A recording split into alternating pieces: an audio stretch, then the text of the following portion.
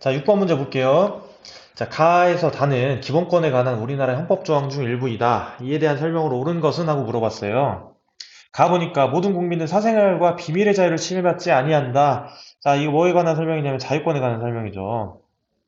나와볼게요. 누구든지 성별, 종교 또는 사회적 신분에 의하여 정치적, 경제적, 사회적, 문화적, 생활의 모든 영역에 있어서 차별을 받지 아니한다. 뭐냐면 평등권에 관한 설명이었어요. 다 볼게요. 국민의 모든 자유와 권리는, 자, 이거 기본권의 제한과 보장에 관한 권리네. 헌법 제37조 2항. 자, 1번. 가에 규정된 기본권은 다른 기본권이 침해되었을 때 이를 구제하기 위한 수단적 권리냐? 가는 자유권이었는데요. 이 뭐에 대한 설명이냐면 이건 청구권에 대한 설명이지, 선지는. 자, 틀렸고요. 자, 2번. 가에 규정된 기본권은 인간다운 생활의 보장을 위해 국가에게 적극적으로 요구할 수 있는 권리다라고 했는데 이거 뭐에 대한 설명이냐면 이거는 사회권에 관한 설명이었죠. 이것도 틀린 내용이고요. 3번은 나에 따르면 합리적인 이유의 유무와 관계없이 모든 처벌에 허용되지 않는. 자, 합리적인 이유가 있으면 평등권에 따를 때 합리적인 이유가 있으면 차별이 돼요, 안 돼요? 이건 돼요, 여러분. 많이 배웠던 내용이요. 4번에 다는 국가 권력의 남용을 방지하여 국민의 기본권을 보장하는 것을 목적으로 한다. 자, 우리 이 단원 제목이 사실 기본권의 보장과 제한이었어요. 그게 37조 2항에 다 들어가 있다고 했죠. 그러니까 이 조항 자체를 만든 건 겉으로 볼 때는 기본권을 제한하는 것 같지만 실은 보장하기 위한 목적이 더 크다고요. 그걸 기억해야 돼요. 자, 5번에 다에 따르면 기본권을 제한하는 목적의 정당성이 인정된다면 수단의 적합성도 고려돼야 되겠죠. 물론 피해의 최적성과 법익의 균형성까지 해서 다 갖춰야 합니다. 제한하려면. 7번은 그냥 선생님이 수업 시간에 그림으로 설명할 걸 그랬어요. 선생님이 감독하다 보니까 많은 친구들이 생각보다 많이 틀렸더라고요. 자, 일단 주체 방향을 좀 확인을 해야 되는데, 자, B가 대통령을 견제하는 수단이 보니까 명령의 위헌, 위법, 최종 심사권이에요. 그럼 이거 누가 하는 거냐면 대법원이 하는 거 잘 알고 있죠. 여러분, 위헌, 위법, 명령, 규칙, 처분, 최종 심사권, 이거 대법원. 자, 그 다음에 C가 A를 견제하는 방법 중에 하나가 뭐냐면 위헌법률 심판권을 가지고 있어요. 위헌법률 심판 어디서 해요, 여러분? 헌법재판소에서 하잖아요. 그러니까 C는 헌법재판소일 거고, 이 헌법재판소가 위헌법률 심판으로 견제할 당연히 A는 뭐냐면 당연히 국회가 되겠죠. 국회가 법률을 만드는 거에 대한 견제를 하는 거니까. 자, 1번 A의 장. 그러니까 국회의장은 국무회의의 부의장이 된다. 말도 안 되죠. 이거 삼권분립에 기초해서 아예 다른 기관입니다. 국무회의 부의장은 누구예요, 이거? 총리죠, 총리. 국무총리. 자, B는 국정을 감사하거나 국정 사안에 대해 조사할 수 있다. 자, 이거 조사하는 거 어디예요? B가 아니고 이거는 A 국회가 되겠죠? 한 번에 C는 정당의 목적이나 활동이 민주적 기본 질서에 위배된다는 정부의 제소가 있을 때 그 정당이 해산 심판을 담당한다. 맞네. 헌법재판소의 권한. 그렇죠? 4번에 C가 위헌법률 심판권을 행사하기 위해서는 A의 위헌법률 심판 제청이 전제되어야 한다. 자, 여러분 보면 아까 C는 헌법재판소라고 했어요. A는 국회죠. A의 국회의 위헌법률 심판 제청이 전제돼야 되는 게 아니라 법원의 위헌법률 심판 제청이 전제돼야 되겠죠. 물론 이제 이 법원이 직권으로 할 수도 있고 재판 당사자의 신청에 의할 수도 있지만요. 자, 5번에 비의장과 달리, 자, 비의장은 대법원장이죠. 그리고 C의장은 대통령이 임명할 때는 A의 동의가 필요하다. C의장 헌법재판소장인데 둘 다, 자, 국무총리 계속 반복하네요. 대법원장, 대법관, 헌법재판소장, 감사원장. 자, 임명할 때 누구 동의를 얻어야 된다고요? 반드시 국회 동의를 얻어야 된다고요. 누가 임명한다고요? 대통령이 임명한다고요. 잘 기억하세요. 자, 8번 보니까 정치참여 집단 A에서 C에 대한 설명 옳은 것은 했어요. 근데 단 A에서 C는 정당 이익집단 시민단체 중에 하나예요. 자, 땡땡 국립공원 주변 관광업 종사자들로 구성된 A는 B를 찾아가 관광업계의 수건 사업인 국립공원 케이블카 설치 사업이 하루빨리 시작될 수 있도록 관련 제도 마련을 요구하는 입장문을 전달했어요. 자, 관광업 종사자들로 구성된 A는 어디겠어요? 이거 이익집단이 되겠죠. 한편 100여 개국의 시민들이 연대한 환경보호 운동단체인 C는, 자, 환경보호 운동단체인 C는 시민단체가 되겠죠. 시민단체. 자, B는 뭐 정당일 텐데 한번 읽어보죠. 자, 국립공원 케이블카 설치 반대 시를 벌였고요. 이와 관련해 B는 더 많은 유권자의 의견을 반영할 수 있는 방향으로 선거 공약을 수립하고자 뭘 열었어요? 공청회를 열었어요. 선거 공약을 수립한대요. 정당이겠죠, 당연히. 자, 1번.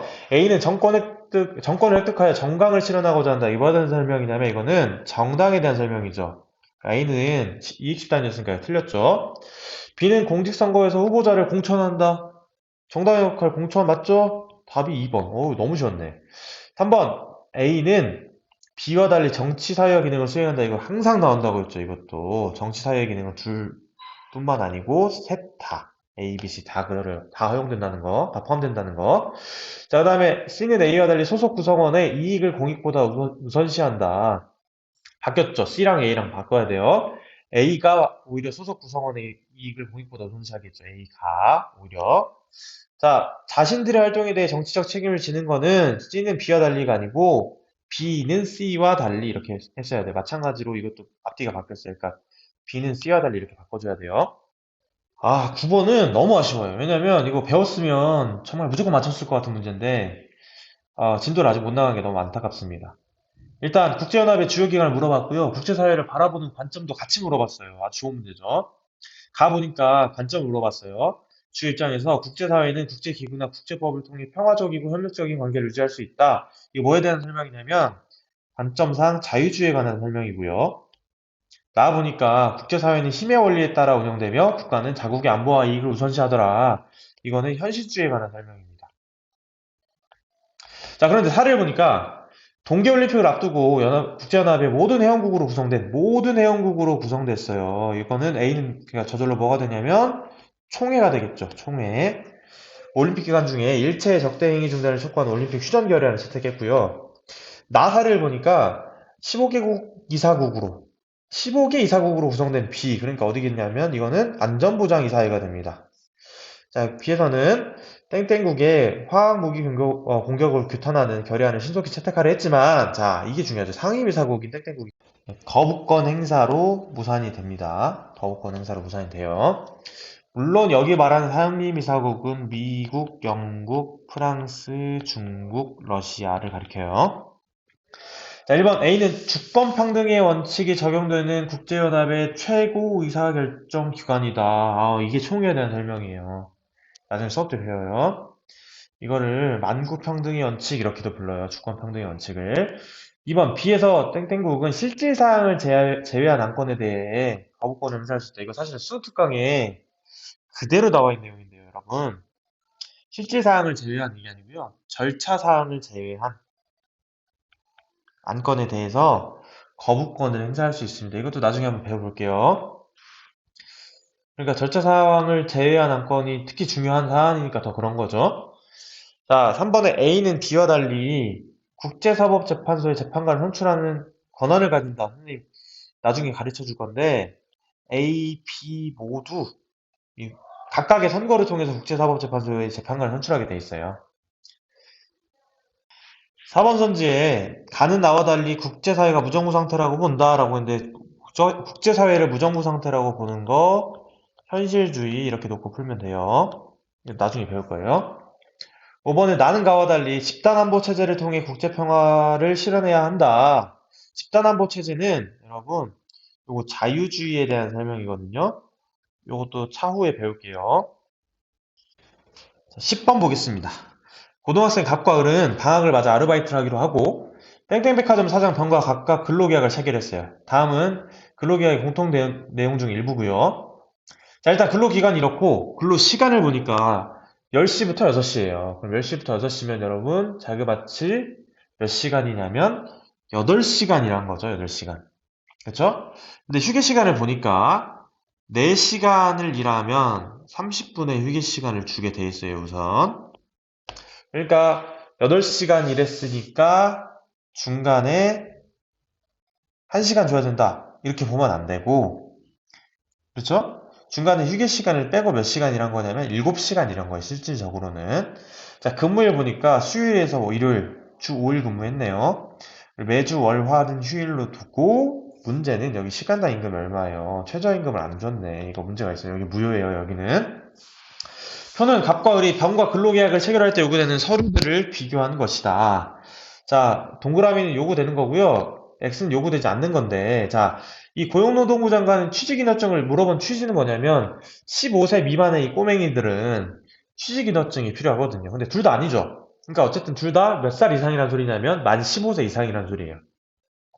근데 친권자 또는 후견인의 동의서와 함께 연령을 증명하는 가족관계 기록에 관한 증명서를 내야 되면 이 을은 누구란 소리냐면 연소근로자, 즉 만 15세 이상 18세 미만에 자라는 소리고요. 갑은 연소근로자가 아닌 일반 근로자란 소리예요.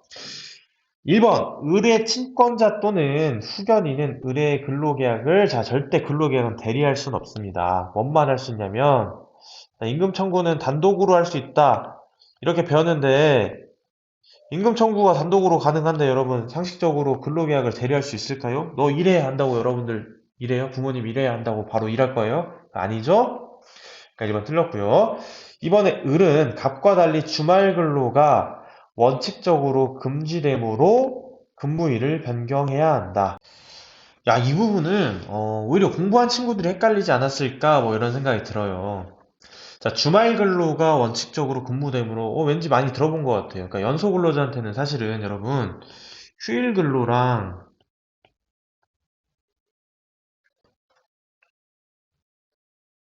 야간 근로가 금지가 되거든요.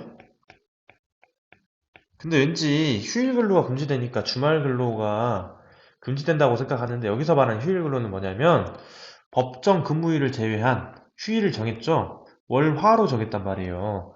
이 월 화요일 날 근무가 금지된다 이런 말이에요. 그러니까 주말은 휴일이 아니에요. 현재 주말은 근로일이 되는 거고 휴일 근로는 내가 법적으로 근로하지 않아도 되는 날을 가리키는 거예요. 변경해야 한다라고 했으니까 틀렸고요. 한 번에 근로계약이 이미 체결되었으므로 가분 병에게 법정 최저임금 요구할 수 없다. 있다고요. 있어요. 항상. 4번 을과 병이 근무일의 연장 근로에 대해 추가적으로 합의하더라도 병은 을을 한 일일 2시간씩 더 근로하게 할 수 없다라고 했는데 자, 을은 연소 근로자예요. 연소 근로자는 하루에 몇 시간 일할 수 있냐면 7시간 일할 수 있어요. 그런데 사용자랑 협의 보면 몇 시간까지 연장 근로가 가능하냐면 하루에 1시간까지 연장 근로가 가능한 거예요. 토탈 8시간 일할 수 있는데 여튼 이미 근로시간을 보니까 10시에서 6시였어요. 그러면 휴게 시간을 제외하고 7시간을 일한 거죠. 7시간을 일했는데 여기서 일일 2시간씩 더 근로하게 당연히 할 수 없겠죠. 1시간만 가능한 거예요. 그러니까 답은 4번이었고요. 자, 5번 갑은 을과 달리 친권자 또는 후견인의 동의 없이 병에게 단독으로 임금을 청구할 수 있다라고 했는데요. 임금 청구는 아까 말했죠. 단독으로 누구나 다 가능합니다. 그러니까 틀렸습니다. 답은 4번이었습니다.